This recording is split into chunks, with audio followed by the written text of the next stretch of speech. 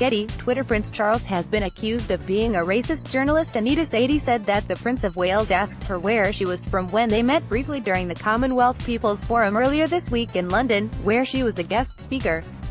When she replied, "Manchester, UK," she said the heir to the throne responded with, "Well, you don't look like it," and then laughed.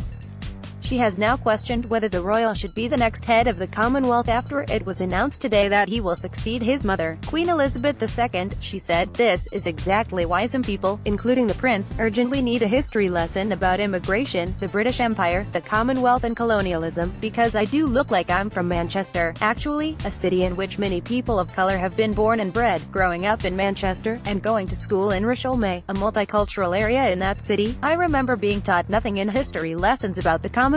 If such vital knowledge was more ingrained, there would not be so much racism and ignorance." The writer also blasted the royal as a mooted next leader, in a piece written for The Guardian.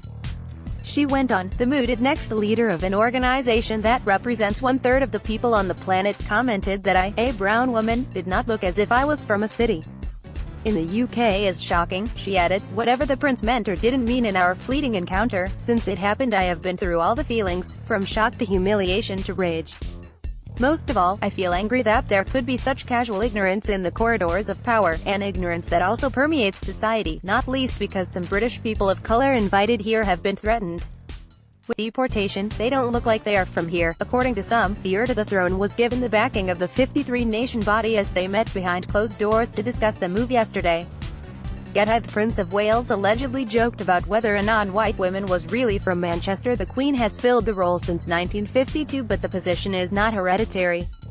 There had been suggestions the position should rotate around member states as it would be more democratic. Jeremy Corbyn said he thought Prince Charles should not automatically become the head of the Commonwealth.